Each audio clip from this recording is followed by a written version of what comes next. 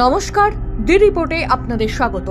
এই মুহূর্তে যে খবরের দিকে নজর দেব, ইছাপুরে খুন, গাড়ি রাখা নিয়ে বচসা, প্রকাশ্য দিবালোকে খুন যুবক। ঘটনাকে কেন্দ্র করে তীব্র চাঞ্চল্য ছড়ালো এলাকায়। মৃত যুবকের নাম দিলীপ দাস, ইছাপুর নবাবগঞ্জ বাজারপাড়া এলাকার বাসিন্দা। সূত্রের খবর, এদিন সকালবেলা দিলীপ এবং তার দুই বন্ধু কন্টাধার এলাকায় নিজের গাড়ি করে কচুরি খেতে এসেছিল। এক বাড়ির সামনে গাড়িটি রেখে তারা দোকানে গেলে ওই বাড়ির সদস্য গাড়ির কাজ ভেঙে দেয় বলে অভিযোগ। প্রত্যক্ষদর্শী জানান, তারপরে দিলীপ এবং তার বন্ধুরা ঘটনার প্রতিবাদ করলে তাদের সঙ্গে বচসায় জড়িয়ে পড়ে ওই বাড়ির সদস্য সৌভিক রায় নামে এক যুবক, যা হাতাহাতি পর্যন্ত পৌঁছতে বেশি সময় নেয়নি। অভিযোগ, আচমকা সৌভিক রায় নামে ওই ছেলেটি দিলীপকে লক্ষ্য করে একের পর এক ঘুষি চালালে মাটিতে লুটিয়ে পড়ে সে। বন্ধুরা সঙ্গে সঙ্গে তাকে উদ্ধার করে ব্যারাকপুর বিএন বসু মহকুমা হাসপাতালে নিয়ে গেলে চিকিৎসকরা তাকে মৃত বলে ঘোষণা করে। यहाँ पूड़ी खाने आया था वो लोग, गाड़ी लगा कर पूड़ी खा रहा था। उसके बाद वो लोग निकला, कांच उसका तोड़ दिया, तब इधर से वो लोग गया तो मारपीट हुआ। 3 जन ना 4 जन था भैया, ऐसी ये था। हाँ, यही लगा है। सामने वाला बंदा को तोड़ दिया। हाँ, कुछ बोला नहीं है, तोड़ दिया। उसका बाद भैया मारपीट हुआ। अब इससे ज्यादा हम लोग कुछ नहीं जानते। हाँ। আসলে এখানে শুনলাম যে এখানে একটা মানে গাড়িতলা বাচ্চা ছেলেকে পিটিয়ে মেরেই ফেলেছে পুরো।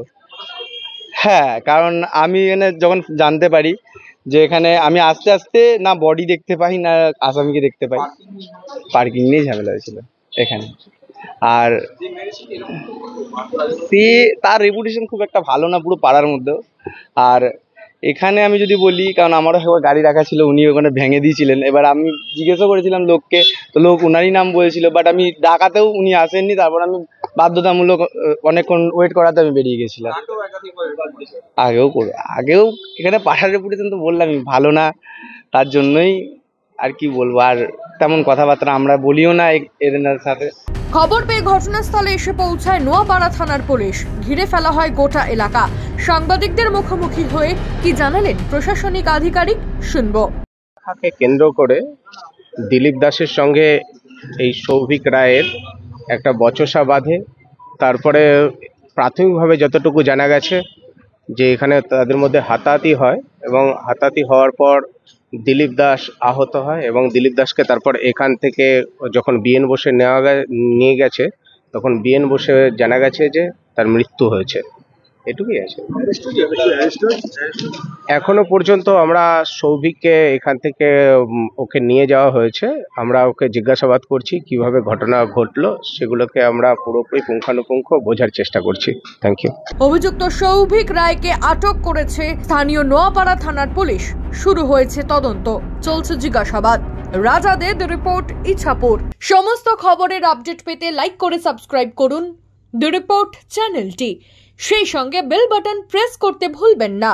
আপনাদের একটা সাবস্ক্রিপশন আমাদের জন্য অত্যন্ত মূল্যবান। একই সঙ্গে ফলো করুন আমাদের হোয়াটসঅ্যাপ চ্যানেলটিও। জয় হিন্দ।